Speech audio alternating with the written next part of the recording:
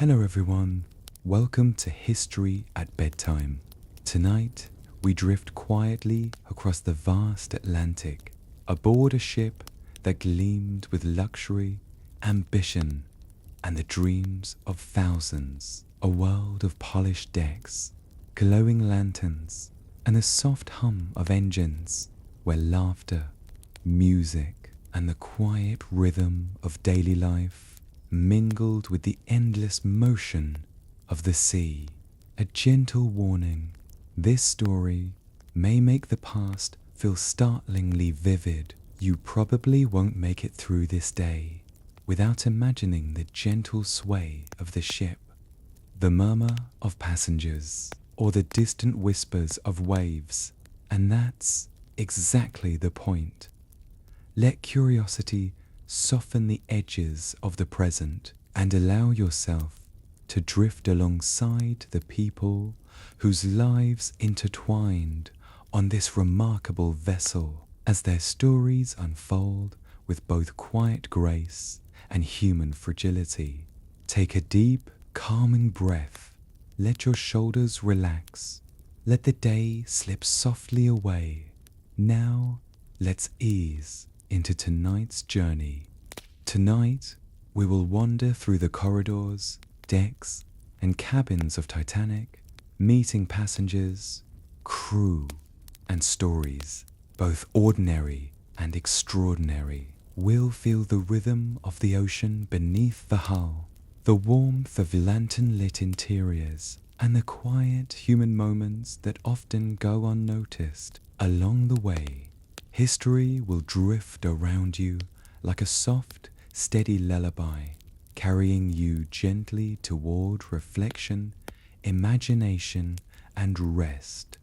You walk along the fog-draped docks of Southampton, England, in the gentle twilight of April 10th, 1912. The air smells faintly of salt and coal smoke, a mix of the sea and industry that is both comforting and vaguely exciting, like a blanket that's just a little scratchy. You probably won't make it through this day without catching a glimpse of wonder, or perhaps a chill in your spine. But let's be honest, you came here for both, didn't you? Before we start, if you're enjoying this gentle drift into history, why not like and subscribe? Maybe comment your location and local time, just so we know who else is floating along with us tonight. Now let's ease into tonight's journey. There it is, the RMS Titanic, a leviathan of steel, gleaming under the dim orange glow of lanterns. At over 882 feet long, she is the largest moving object most people have ever seen. And yet, in her size and beauty lies a paradox. A ship built to conquer nature, a floating palace of dreams, yet vulnerable to its quiet, icy menace. She boasts the latest technological marvels: watertight compartments, electric lifts, a Marconi wireless system, fins that make passengers feel invincible, perhaps too invincible.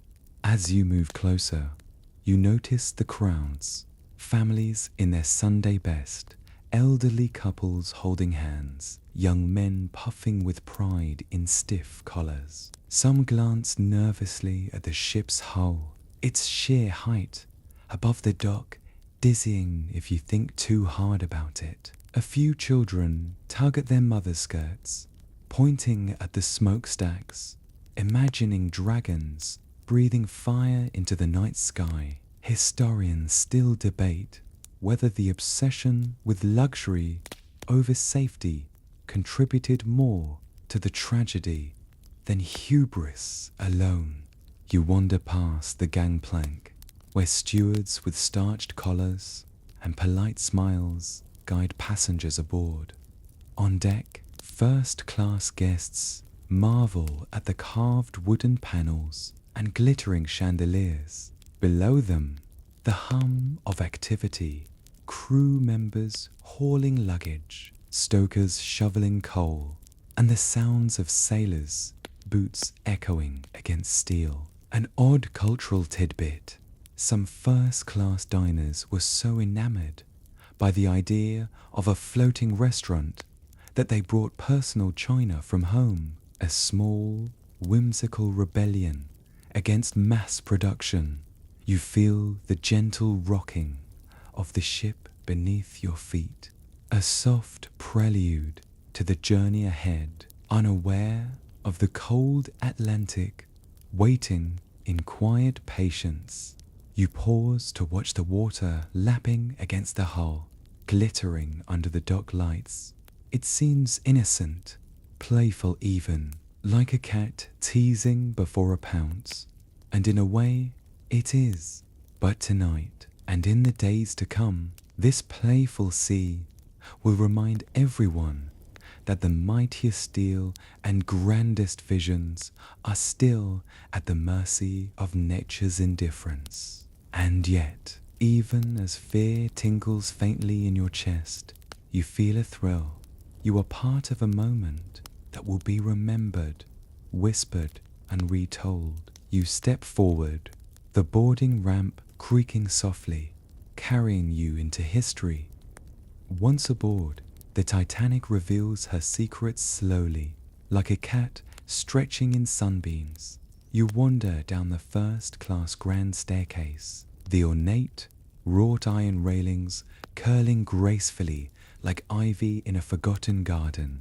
The sunlight filters through the stained glass of the dome above, casting muted rainbow patterns onto the polished oak floors. There is a quiet awe here, a sense that each detail, from the brass fixtures to the velvet curtains, is an intentional nod to both comfort and power. The ship is not merely transportation, it is theatre, palace, and promise combined. Below decks, the contrast is stark. You can hear the rhythmic clang of the engines and the shuffling of men carrying coal, each breath puffing white into the cold, confined air. Stewards move efficiently, delivering trays of food and linen, speaking in clipped, polite tones. Life here is utilitarian, almost ritualistic, a careful choreography in service of keeping the giant afloat. Obscure fact, the Titanic's gymnasium, where first-class passengers could work out before breakfast, had electric stationary bikes, a marvel in 1912, and an intricate rowing machine that seemed more suited to a small naval vessel than a luxury liner. On deck, you hear laughter and chatter, the sound carrying faintly over the wind. Children scamper, marveling at the lifeboats and ropes, blissfully unaware that some of these very lifeboats will later become a fragile salvation. Historians still debate whether there was widespread underestimation of risk among the crew or if overconfidence simply ruled the day. You pause near the edge, leaning over the rail, feeling the spray of cold Atlantic mist on your face. Somewhere in the distance, the ship's band tunes up, a soft, chanty melody floating across the decks, a soundtrack that will later echo in retellings. Heroic yet haunting. You stroll into the dining salons where crystal glasses sparkle in the lamplight and waiters in crisp uniforms glide silently between tables. Every detail screams affluence and ambition. Menus printed in French, gold leaf on the menu holders, china delicate enough to chip if mishandled. It is almost absurdly perfect, a bubble of elegance moving across a world otherwise full of imperfection. And yet, in the lower decks, steerage passengers wait, packed with hope and homesick letters, stories of migration that contrast sharply with champagne dreams above, you wander back to the promenade deck, taking in the expanse of the Atlantic. The waves are gentle tonight, whispering secrets as old as the ocean itself. There's irony here, subtle but unmistakable. The Titanic, the crown jewel of human engineering, is at peace with the very element that will one day claim her. You wrap your coat tighter around your shoulders and breathe in the salt-laden air, letting the quiet lapping of the water soothe you. For now, the ship hums softly beneath your feet, and the world feels infinite yet intimate, a paradox you will carry with you as the voyage begins in earnest. The ship begins to move, slowly at first, the dock fading behind you like a dream reluctant to let go. You hear the faint clang of chains being released, the sigh of water against the hull, and the soft murmur of passengers waving goodbye. You feel a gentle sway beneath your feet, a rhythm that is almost hypnotic, coaxing your body into the pace of the ocean itself. If you close your eyes, you could almost imagine the Titanic floating through clouds instead of waves.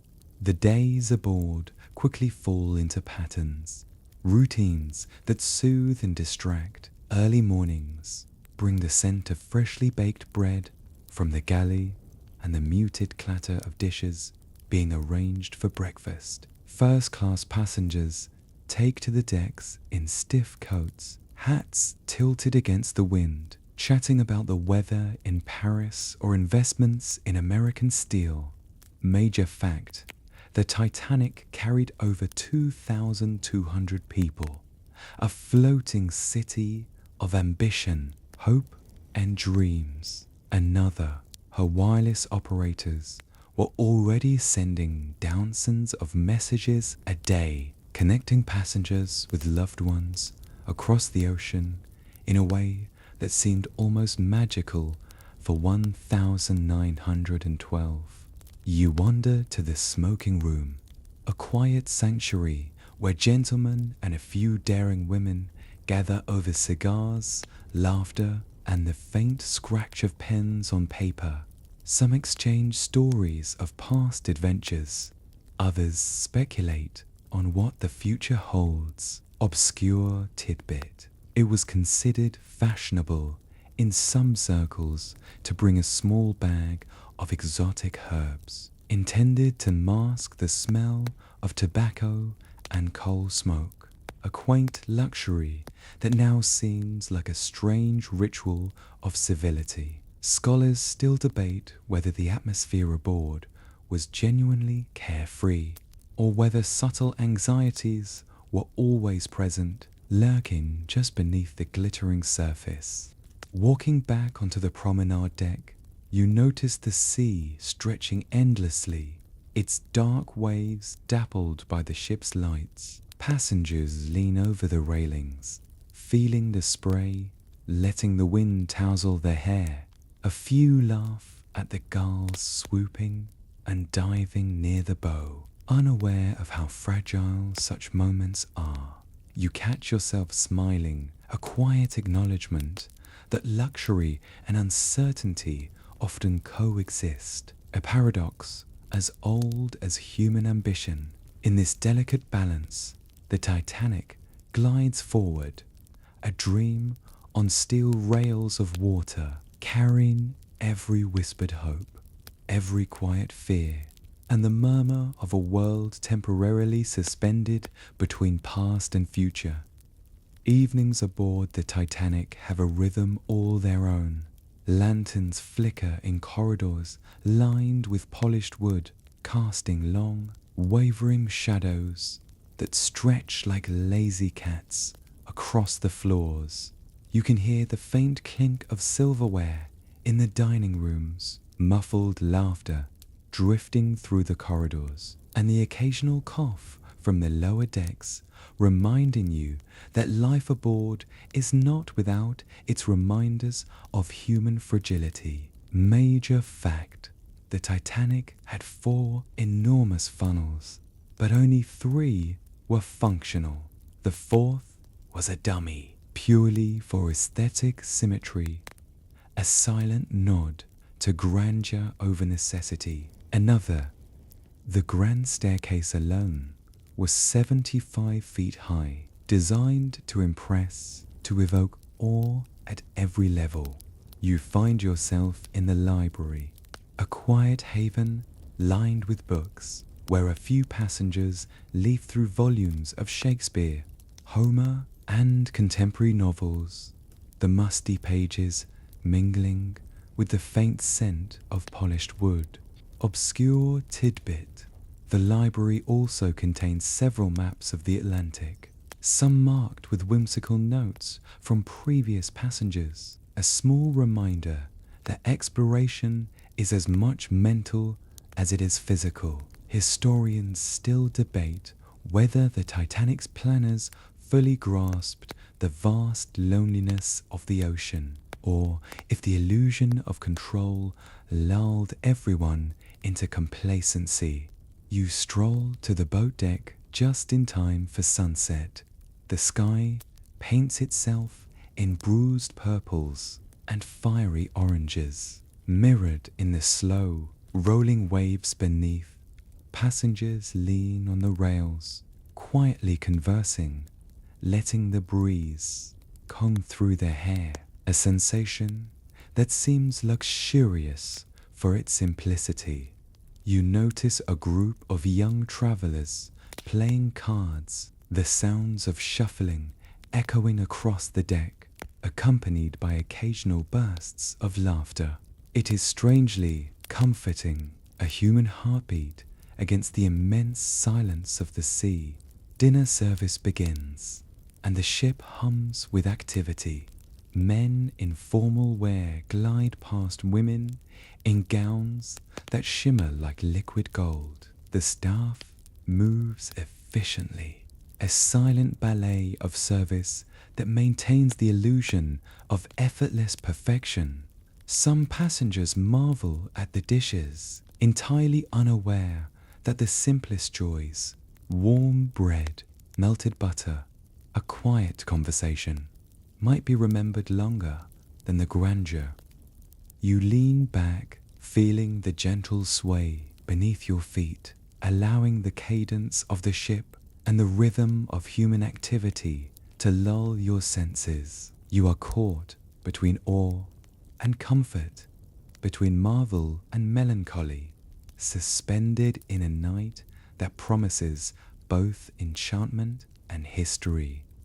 The night grows deeper, and the air aboard Titanic cools, carrying the faint scent of the ocean mixed with the lingering aroma of meals and flowers from the first-class dining rooms. You walk along the promenade deck, the ship's gentle rocking, lulling your body into a rhythm almost as soft as a lullaby. Somewhere, a violin plays a quiet tune, a string of notes that meanders through the corridors and over the water, as if the sea itself were listening. Major fact: Titanic was equipped with a Marconi wireless system, one of the most advanced communication tools of the time, capable of sending messages hundreds of miles across the ocean. Another, the ship's hull was made of 46,328 steel plates, joined together by over 3 million rivets, a testament to human ambition and engineering pride. You pause to watch the waves catch the moonlight, each crest and trough reflecting silver like scattered coins across a dark velvet blanket. Some passengers whisper superstitions about the ocean, stories of cursed ships, sea monsters, or the restless spirits of sailors long gone. Obscure tidbit: a few carried small charms or amulets tucked beneath their clothing, a little personal insurance against the unknown. which they handled with a mixture of sincerity and polite embarrassment. Scholars still debate how much belief in such charms actually affected the behavior of passengers, whether it was habit, hope, or true fear. In the smoking room, a gentleman leans over a chessboard, carefully calculating moves with the patience of a monk. You notice that the room's atmosphere is almost reverent, each gesture deliberate, each whispered conversation like a soft footfall in a cathedral. A young boy peers over the railings, counting the distant stars, fascinated by their patterns and by how endless the ocean seems. You can't help but smile at the contrast. Immense, industrial ambition gliding atop eternal, natural mystery. Occasionally, laughter erupts, a sudden, human note against the backdrop of the ocean's soft sigh. And somewhere in your mind, you recall a gentle warning. You probably won't make it through this day unscathed by awe, and yet you don't mind. You retreat to the library once more, drawn by the quiet hum of reflection, the leather-bound books, smell of history and age, and the small brass lamps cast warm pools of light, offering a cocoon of calm. Passengers sit in silence, absorbed in stories that span centuries, their imaginations traveling far beyond the steel boundaries of the Titanic. And as you turn the page of a novel, you realize that the human desire for narrative, for connection, mirrors the desire to conquer the ocean itself. One word, one rivet, one wave at a time. Dawn creeps slowly over the horizon, a hesitant, pink-tinged light brushing the dark water with gentle fingers. You wake to the faint creak of timbers and the rhythmic slap of waves against the hull, a sound that has become almost meditative, as if the ship itself were breathing beneath you.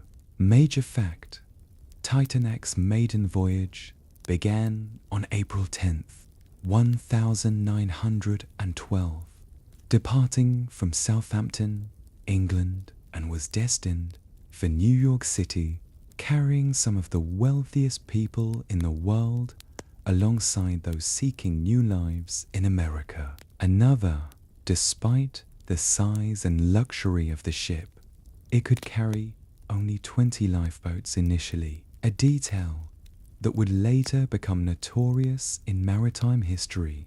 You make your way to the deck, drawn by the quiet majesty of the morning. The ocean stretches in every direction, a vast canvas of deep blues and muted greys. Passengers wrap themselves in coats and scarves, sharing quiet nods or murmured greetings, all caught in the collective reverence of this floating city. Moving through solitude, obscure tidbit. Many passengers kept small journals, noting even the most mundane details, from the angle of the sun on the waves to the peculiar behavior of seagulls, a habit that now seems both quaint and invaluable. Historians still debate whether the leisurely pace of the voyage contributed to a false sense of security among passengers and crew alike. Breakfast service begins, filling the air with the warm scent of toast, coffee, and cooked eggs. You watch a young woman carefully pour her tea, a silver spoon balanced on the edge of the cup, her hand steady despite the gentle motion beneath her feet. Down below, the crew moves like a well-rehearsed orchestra, maintaining the delicate illusion that nothing could ever go wrong, that the Titanic is indeed unsinkable. And yet, even in these serene moments, you feel the subtle tension the quiet hum of anticipation, as if the ship itself knows that history is hovering nearby, waiting to etch its story in waves and whispers. You linger near the grand staircase, letting your fingers trace the polished wood banisters. Sunlight streams through the tall windows, glinting off brass fittings, casting playful reflections on the floor. Passengers drift past, some reading, some simply staring at the horizon, each carrying their own hopes, fears, and quiet secrets. The ocean hums beneath the hull, steady, unyielding, and eternal.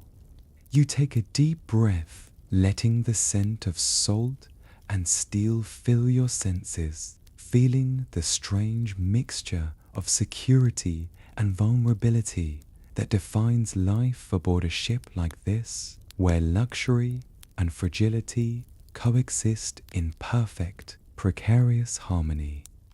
The morning stretches lazily as the Titanic cuts through the waters, leaving a frothy trail like spilled milk on an enormous blue tablecloth. You wander toward the forward deck, where the wind carries a sharper bite, and the sound of seagulls wheeling overhead mixes with the soft groan of the ship's massive engines. Major fact: Titanic had 3 massive propellers, powered by steam engines capable of producing 46,000 horsepower, enough to move the ship at 23 knots under ideal conditions. Another, the grand staircase you admired yesterday, was made of oak and wrought iron, a marvel designed to impress, connecting multiple decks in elegant fashion. You notice a man in a pinstripe suit studying the horizon, tapping a silver pocket watch nervously. There is a certain theatricality in the way people aboard Titanic carried themselves. Pride, curiosity, and maybe just a touch of obliviousness, as if the ocean was merely an elaborate stage prop. Obscure tidbit: the crew held a peculiar tradition of taping small lucky charms to the mast, usually coins or trinkets believed to protect against rough seas, a practice that seems both charming and slightly comical in hindsight. Scholars still debate how widespread these practices were, and whether superstition subtly influenced crew decisions during long voyages. A faint smell of tar from the deck mixes with the sweet aroma of pastries being served in the first-class lounge.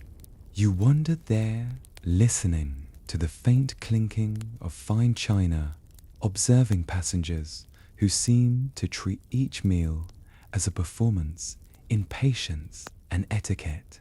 Nearby, a young boy peers through the polished railing, eyes wide at the endless horizon.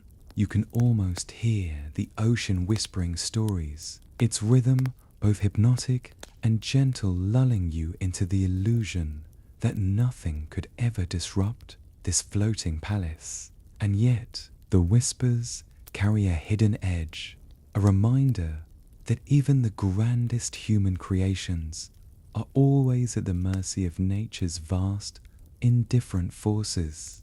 Returning to the promenade deck, you pass a couple laughing softly at an inside joke, the sound bouncing lightly off polished surfaces. The sun begins to warm your cheeks, the wind tangling hair in ways that feel both chaotic and familiar. You think about the fragile balance of life aboard a ship this size, marveling at human ingenuity while quietly acknowledging the ocean's silent, patient authority. You remember the vast, echoing halls of the ship's interior, the soft shadows, the brass lamps glowing gently in the corners, reminders that beauty and danger can coexist in the most ordinary moments. By mid-morning, the ship has settled into a rhythm engines humming steadily, smokestacks exhaling a lazy plume that drifts towards the sky. You wander toward the pool area, an unusual luxury for a ship of this era, noticing the glimmer of sunlight on still water and the gleam of brass fittings that somehow resist the ocean's relentless spray. Major fact, Titanic featured a heated swimming pool, a rarity for the time, intended for first-class passengers who desired the comforts of a seaside resort at sea. Another, the ship's Marconi wireless room operated around the clock, relaying messages from nearby vessels and land stations, a technological marvel that would later play a crucial role in the ship's fate.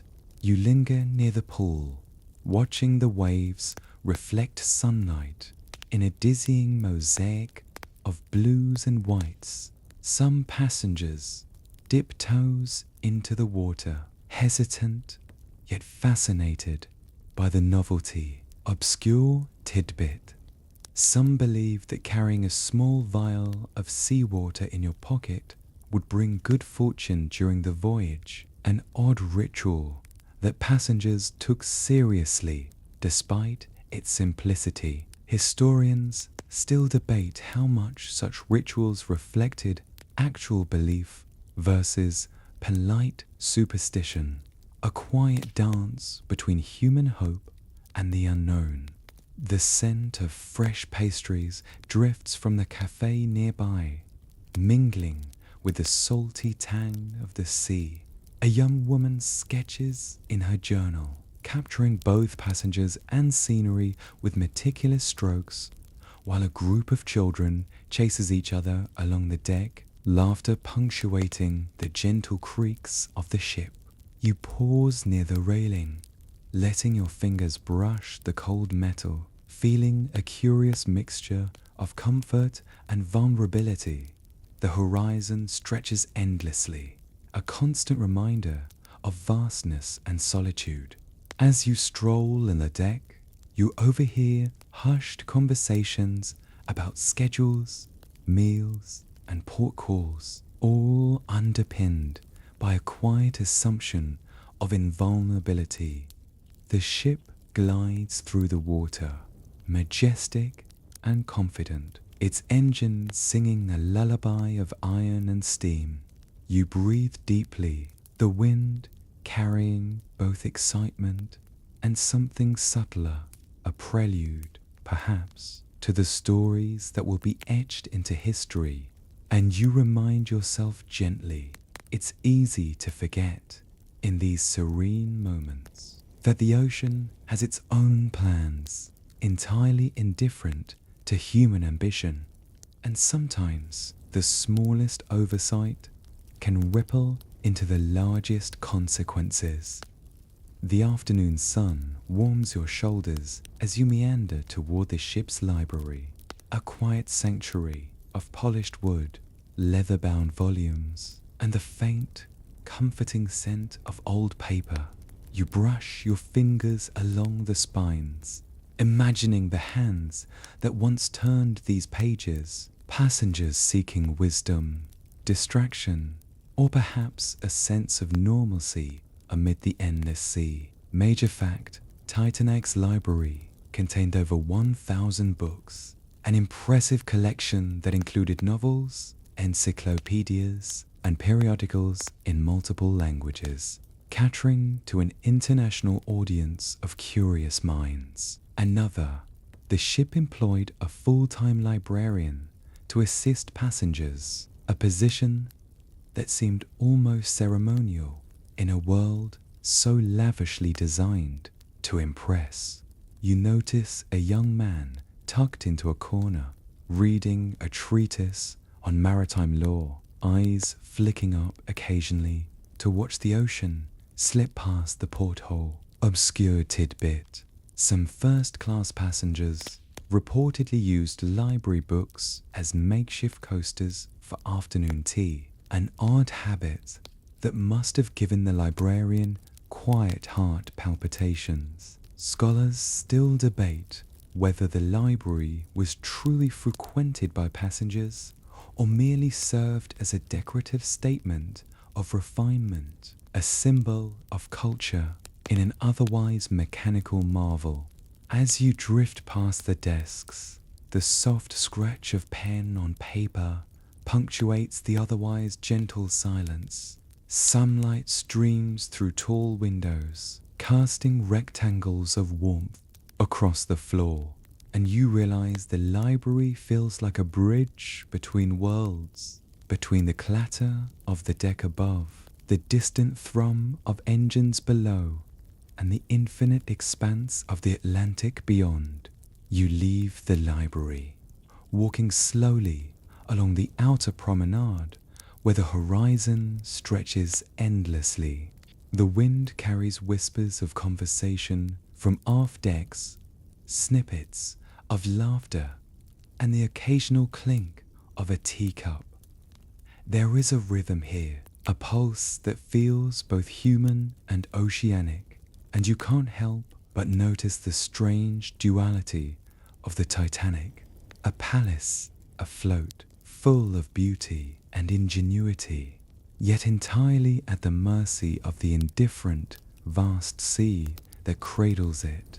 By late afternoon, a golden haze settles across the decks, turning the white railings into gentle filigree of light and shadow. You make your way to the dining salon, marveling at the elaborate chandeliers and the polished woodwork that gleams as if it knows it is being admired. Major fact, Titanic's first-class dining room could seat over 500 guests, with tables laid meticulously for multi-course meals that would rival the finest restaurants in London or Paris. Another, the menus featured dishes from French haute cuisine alongside British staples, a culinary diplomacy meant to appeal to the cosmopolitan tastes of wealthy passengers.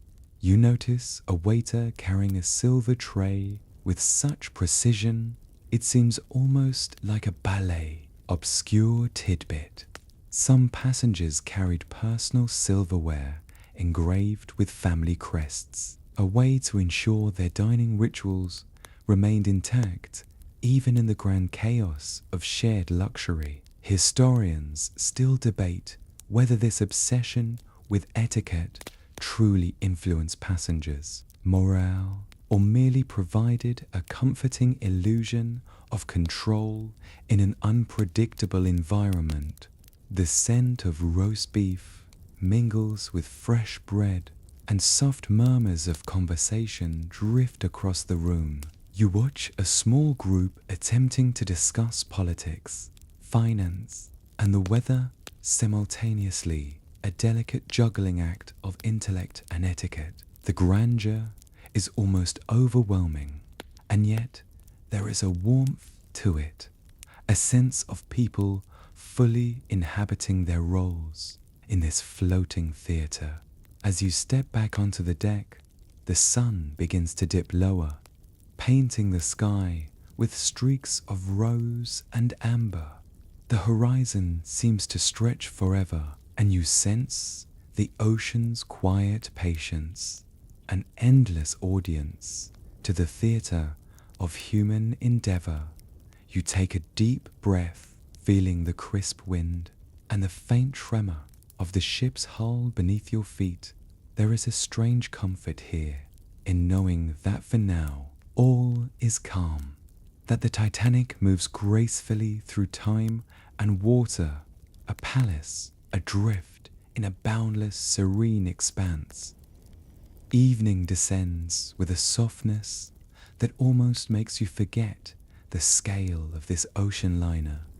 You wander toward the first-class lounge, a room of velvet drapes, polished mahogany, and the faint hum of a piano somewhere in the distance. Major fact, Titanic's lounge was modelled after the Ritz Hotel in London, a deliberate nod to opulence and modern sophistication. Another, this space could host over 100 guests, offering them a retreat for reading, conversation, or quietly observing the passing sea through its tall windows.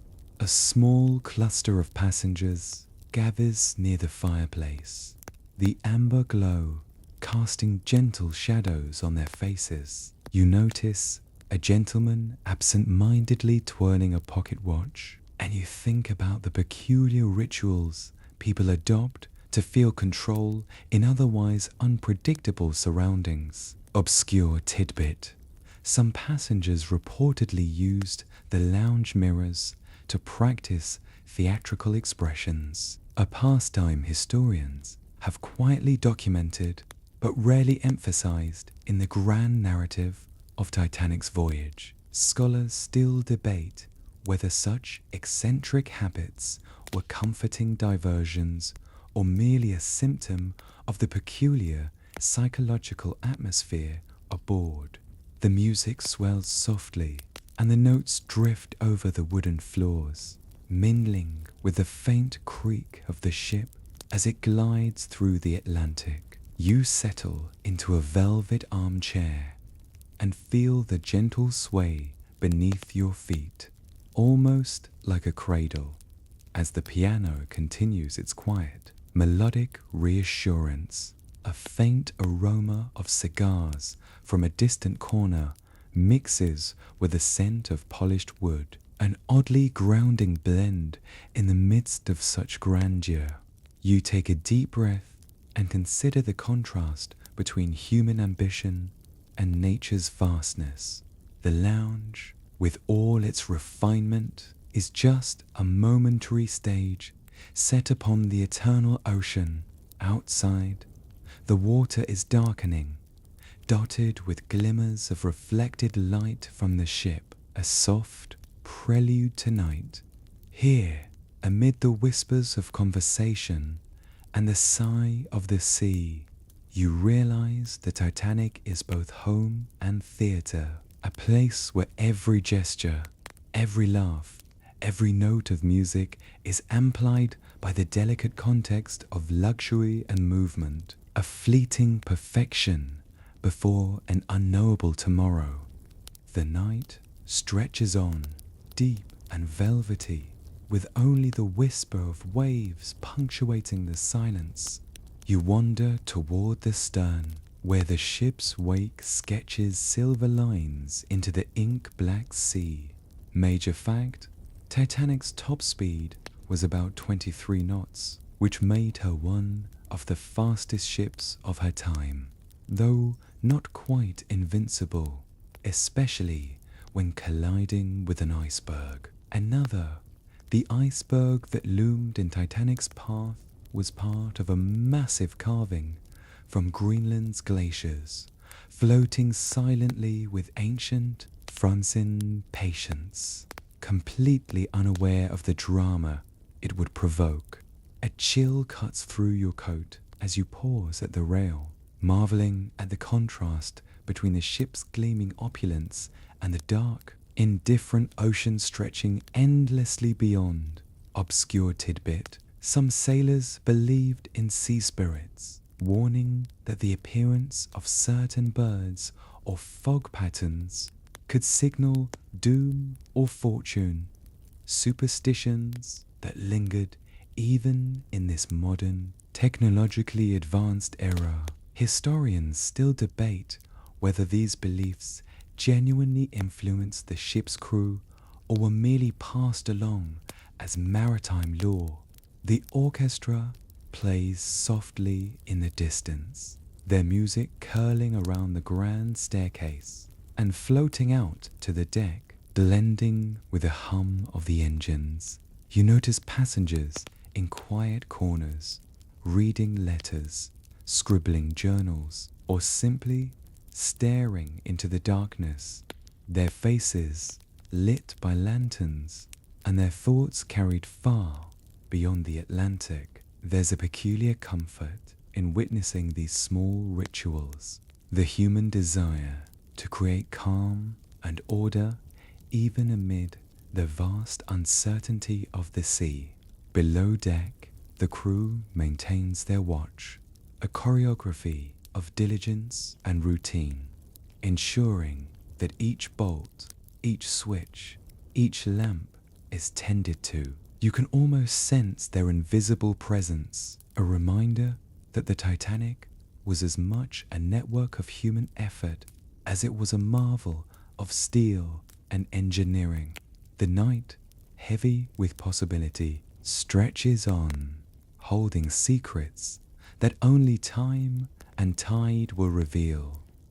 As the hours slip toward dawn, you move to the bow, where the wind carries the crisp scent of the open Atlantic and the soft murmur of water against the hull. Major fact, Titanic's lookout was equipped with binoculars that, ironically, were locked away during the voyage, a small human error with immense consequences.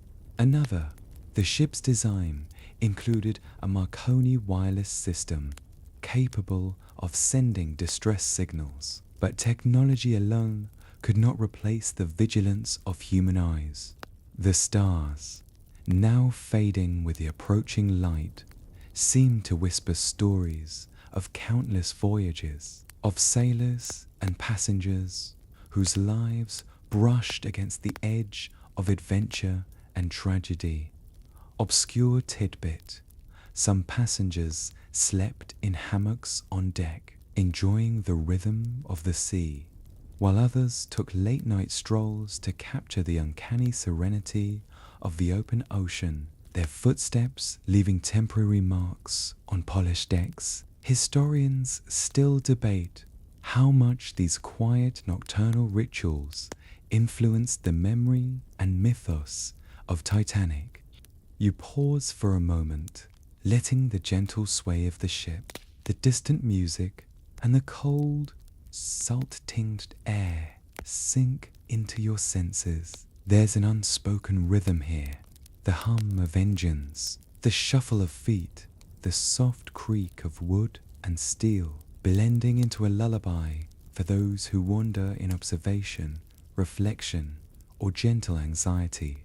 The Titanic, grand and vulnerable, floats through history, a reminder that human ambition, beauty, and oversight are entwined in ways that echo across generations. Now, as the first hints of morning light tint the horizon with soft pink and pale gold, you feel the ship's gentle rocking beneath your feet, a reminder that even the vast, unfeeling ocean can lull and soothe.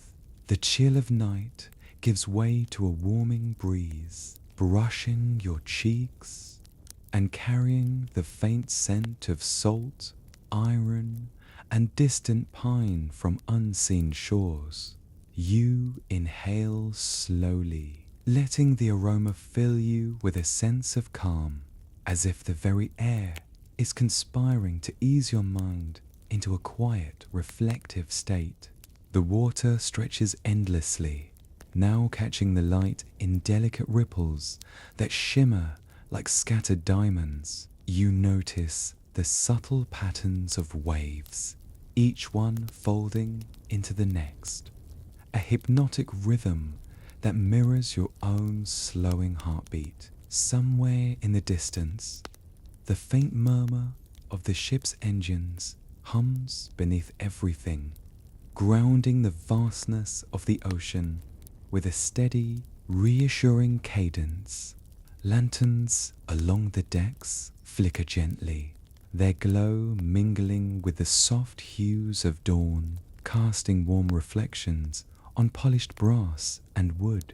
You recall fleeting glimpses of passengers, faces half lit by lanterns, journals open, whispers shared, quiet smiles exchanged. You imagine the music of the orchestra fading into the background, notes lingering like a comforting echo, as if the sound itself remembers the journeys of those who wandered these decks. Each detail, the faint creak of a mast, the subtle sway beneath your feet, the reflective shimmer of water invites your mind to drift, untethered, into serenity.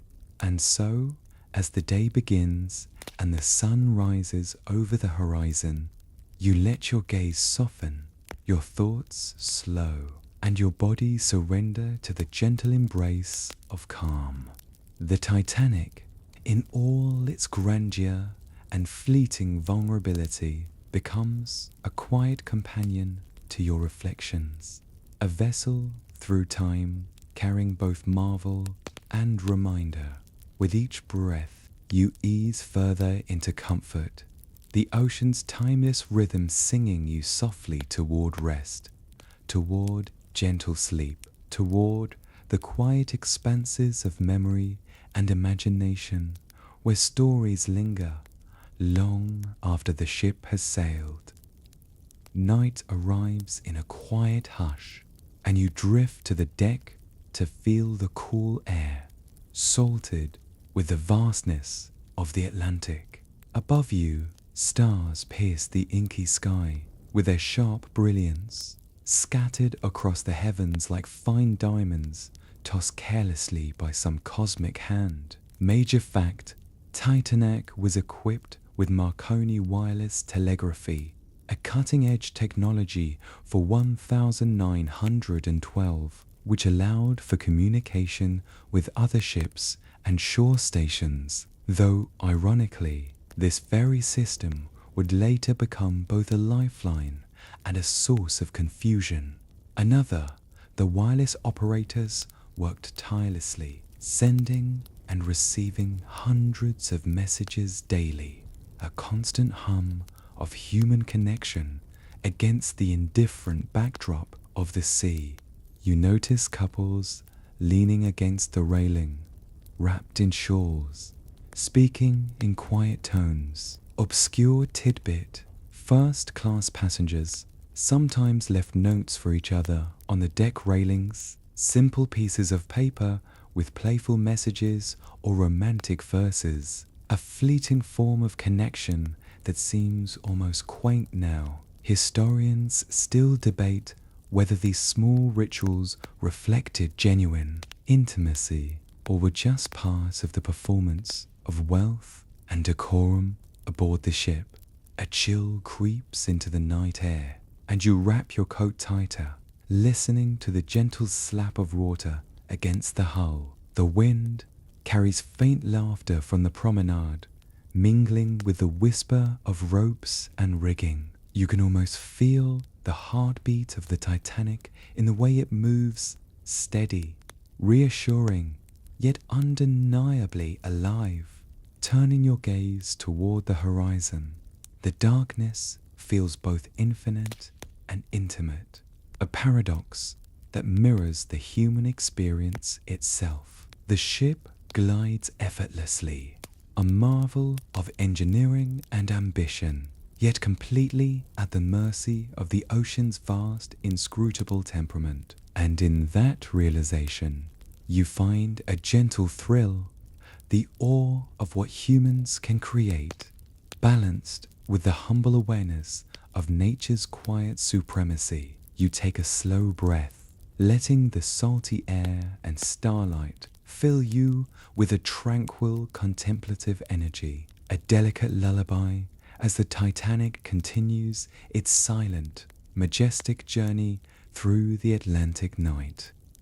The early hours of the morning bring a strange serenity, as if the ship itself is inhaling and exhaling in a slow, deliberate rhythm. You wander past the grand staircase again, pausing to admire the intricate woodwork, the carved cherubs francine in mid-gesture, forever caught between motion and stillness. Major fact: this grand staircase spans 7 decks and was a symbol of Titanic's architectural ambition, intended to rival any hotel in Europe. Another, passengers often lingered here simply to marvel, to feel the sweep of history in polished wood and gleaming brass.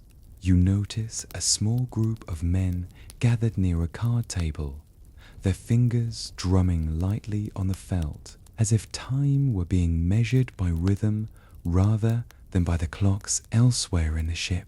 Obscure tidbit: some crew members believed the grand staircase was cursed, noting that minor accidents seemed to cluster near it, a superstition likely born from the tension and nervous energy of passengers navigating its sweeping curves. Historians still debate whether such tales were genuine concerns or simply stories that grew taller with each retelling.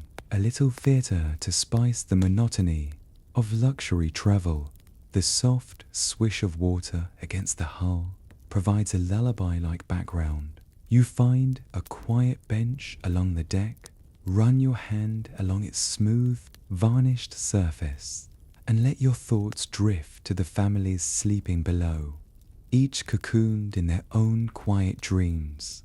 A breeze touzles your hair, carrying the scent of the ocean, a reminder of the vast, unknowable world just beyond the railings. And then you notice the subtle hum of the engines, a deep, resonant vibration that seems almost like a heartbeat beneath your feet.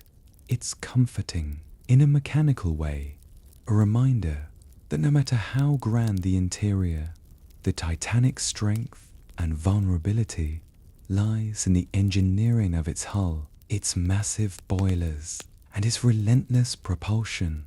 You lean back and let the gentle movement rock you, realizing the strange intimacy that comes from being surrounded by so much human ingenuity, floating atop an indifferent sea, suspended between ambition and nature. As morning begins to creep across the horizon, the light shifts, painting the decks in soft amber and pale rose. You wander toward the forward deck, where the prow slices through the waves with impressive grace, tossing spray that sparkles like tiny jewels in the awakening sunlight. Major fact: Titanic measured approximately 882 feet in length, a behemoth designed to dominate the oceans and to impress anyone who glimpsed its towering frame.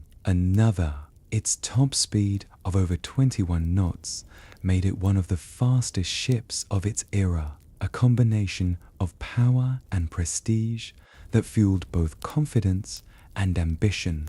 You notice the crew busy at work, adjusting lines, polishing brass, and ensuring that every detail aligns with the standards expected on a ship of this reputation. Obscure tidbit: some sailors believed that whistling on the forward deck could wake the sea spirits, a charming superstition that rarely impacted actual ship operations but added a whimsical layer to daily routines.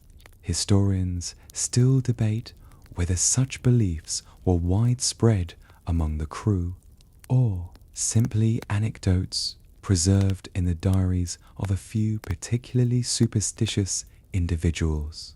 The ocean stretches endlessly, a vast, deep canvas that reflects both the sky and the spirit of human endeavor. You lean on the railing, feeling the subtle sway of the ship beneath your feet, a gentle rhythm that mirrors your own heartbeat. Seagulls wheel in the distance, their calls bright and sharp against the soft hum of the Titanic. You can almost hear the conversations below decks, muffled yet intimate, a network of human lives intersecting in this temporary city on water. Some passengers are sipping tea, others reading letters or diaries, their pens scratching quietly across paper in an echo of private stories. And in this moment, you understand the fragile beauty of the Titanic, a floating world of ambition, comfort, and small human rituals, all quietly cradled by the vast and unpredictable Atlantic.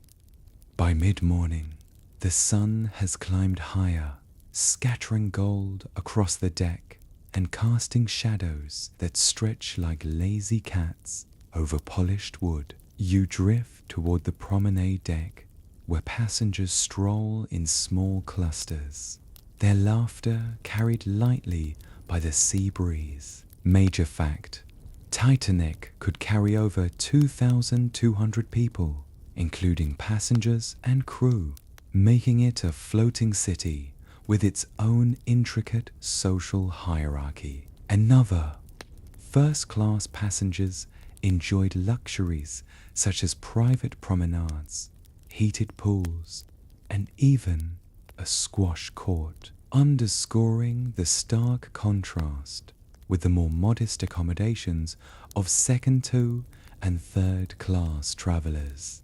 You pause at the railing and watch the water churn beneath, sparkling in patterns that almost feel deliberate, like nature itself is performing for the ship's grand theatre. Obscure tidbit: some travelers collected seawater in small glass vials as souvenirs, a curious habit that seems quaint now, but back then it was a tangible connection to the ocean's vastness. Historians still debate whether this practice was more common among women seeking mementos or a general pastime among all classes aboard. The chatter of children playing nearby catches your attention, their carefree voices bouncing off the polished decks. You imagine the stories they will someday tell, likely exaggerating adventures and daring escapes, never quite capturing the calm intimacy of that morning.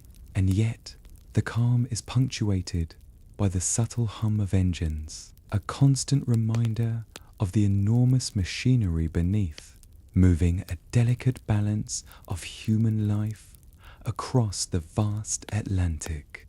You wander past the first-class lounge, noticing the quiet elegance of its furnishings, velvet chairs, gilt-framed mirrors, and delicate china arranged with precise care. A gentle irony strikes you. The same ship, built to withstand the ocean's fury, now cradles its passengers in indulgent serenity. You lean against a column, letting the warmth of the sun and the lull of distant conversations carry you further into the rhythm of this floating world. The afternoon light softens, spilling warmth across the ship's upper decks, highlighting the interplay of polished wood, brass fittings, and glinting portholes. You wander to the stern, where the ship's powerful propellers hum faintly beneath your feet, a reminder of the enormous engineering required to propel Titanic through open waters. Major fact: Titanic was powered by 29 boilers and 159 coal-burning furnaces, a symphony of heat and fire that created the steam driving its massive engines. Another, the ship carried a double-bottomed hull for safety, though ironically, many assumed this made it nearly invincible, a misconception that history would painfully correct. You watch as crew members polish the brass rails, their routines meticulous yet rhythmic, like a quiet dance that marks the passage of time. Obscure tidbit: sailors often whispered that the ship's bell would chime differently depending on the tide, an odd superstition likely born from long hours at sea and the isolation of Atlantic voyages. Historians still debate whether such observations were genuine phenomena or merely anecdotes that grew in intrigue over time. From this vantage, the vastness of the Atlantic seems almost serene, its deep blues stretching into infinity, occasionally interrupted by a frothy crest of waves. You feel the gentle sway of the ship, a motion so subtle it lulls even the most restless mind toward quiet reflection. A light breeze carries the scent of salt and coal, reminders of both nature's dominion and human ambition. Nearby, passengers linger at deck chairs, sketching, reading, or simply letting the sunlight ease across their skin. You notice a small group laughing quietly over cards, their voices mingling with the low creak of the ship's timbers, and for a moment you feel suspended in both space and time, part of a world that balances luxury, technology, and fragile humanity, all afloat on the ceaseless rhythm of the Atlantic. Evening begins to settle, painting the sky in muted shades of lavender and soft coral. You wander across the deck, feeling the cool bite of the Atlantic breeze against your cheeks, a reminder that the sea is vast, mysterious, and occasionally indifferent. Major fact: Titanic's wireless operators were using Marconi wireless telegraphy, a revolutionary technology at the time, sending and receiving messages that connected this floating city to the rest of the world. Another, Titanic carried enough lifeboats for only about half of its passengers. Those safety regulations had not yet caught up to the scale of such ships, a sobering thought that would loom large in the days to come.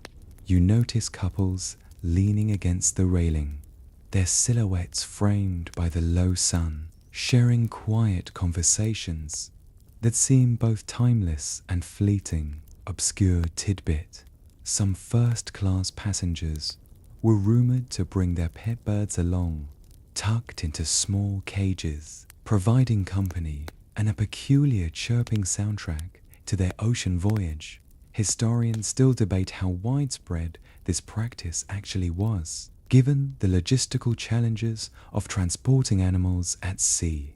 The ship's orchestra begins its evening rehearsal in the first-class lounge, delicate notes wafting into the air like a soft ribbon of sound, curling around the hull and reaching the outer decks. You can almost picture them, polished shoes tapping lightly, bowstrings glinting in lamplight, performing not just for entertainment, but as a subtle reassurance that civilization persists even in the middle of an immense, unpredictable ocean.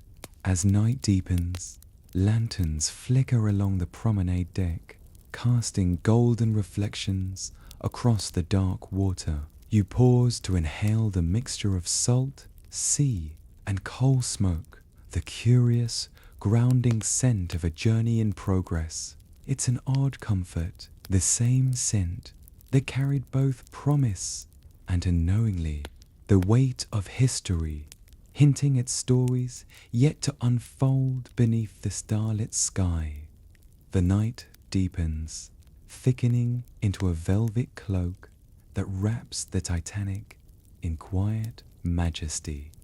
You step onto the upper deck, where the stars pierce the dark expanse, reflected in the gentle ripples of water below.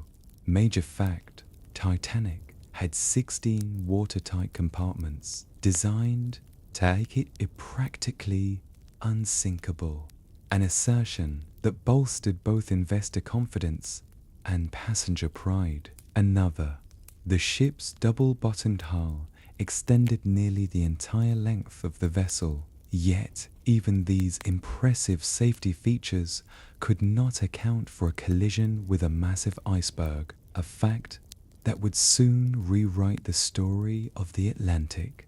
The hum of the engines beneath your feet is steady, rhythmic, and strangely hypnotic, a lullaby for a world teetering between adventure and vulnerability.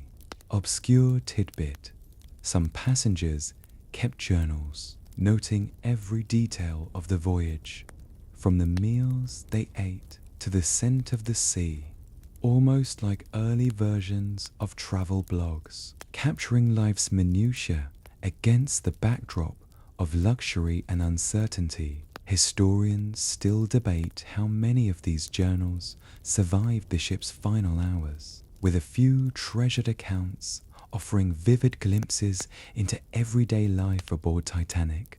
You stroll past the grand staircase, noticing the glint of polished wood and brass, the flicker of lamplight against the gilded banisters, and the faint echo of footsteps that seem to stretch backward in time. There's a rhythm here, a gentle cadence to the movements of passengers and crew, a choreography of calm and order that belies the fragile balance of such a massive endeavor. A few late-night strollers pause near the railings, exchanging quiet words, their faces serene in the cool glow of deck lamps. You feel the subtle sway beneath your boots, a reminder of the ocean's omnipresence, a rhythm older than any ship, older than the ambitions that built it. It's a perfect moment for reflection and for gentle reassurance. Even the grandest of human constructions exists within the bounds of nature, beautiful, ephemeral, and, at times, heart-breakingly vulnerable. The night stretches on, deep and velvety, with only the whisper of waves punctuating the silence. You wander toward the stern, where the ship's wake sketches silver lines into the ink-black sea. Major fact, Titanic's top speed was about 23 knots, which made her one of the fastest ships of her time, though not quite invincible, especially when colliding with an iceberg. Another, the iceberg that loomed in Titanic's path, was part of a massive carving from Greenland's glaciers, floating silently with ancient, Fronsin patience, completely unaware of the drama it would provoke. A chill cuts through your coat as you pause at the rail, marveling at the contrast between the ship's gleaming opulence and the dark, indifferent ocean stretching endlessly beyond.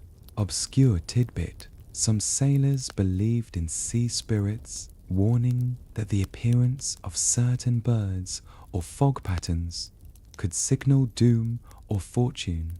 Superstitions that lingered even in this modern, technologically advanced era. Historians still debate whether these beliefs genuinely influenced the ship's crew or were merely passed along as maritime lore.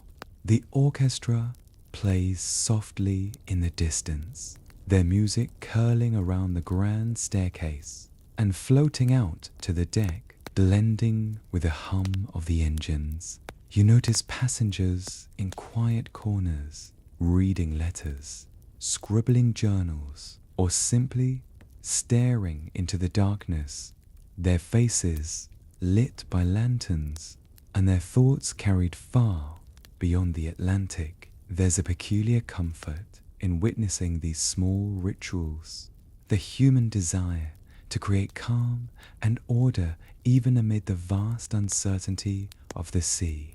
Below deck, the crew maintains their watch, a choreography of diligence and routine, ensuring that each bolt, each switch, each lamp is tended to. You can almost sense their invisible presence, a reminder that the Titanic was as much a network of human effort as it was a marvel of steel and engineering.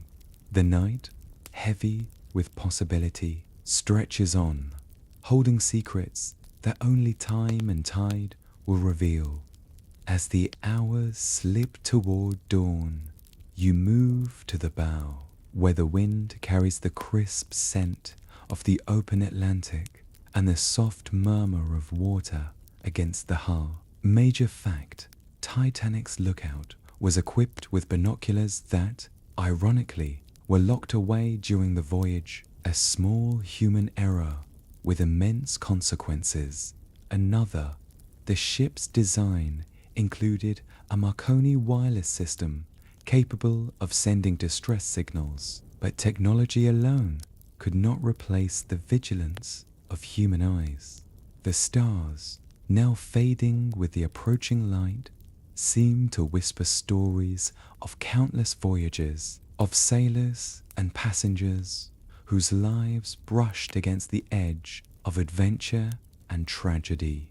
Obscure tidbit: some passengers slept in hammocks on deck, enjoying the rhythm of the sea, while others took late-night strolls to capture the uncanny serenity of the open ocean, their footsteps leaving temporary marks on polished decks. Historians still debate how much these quiet nocturnal rituals influenced the memory and mythos of Titanic.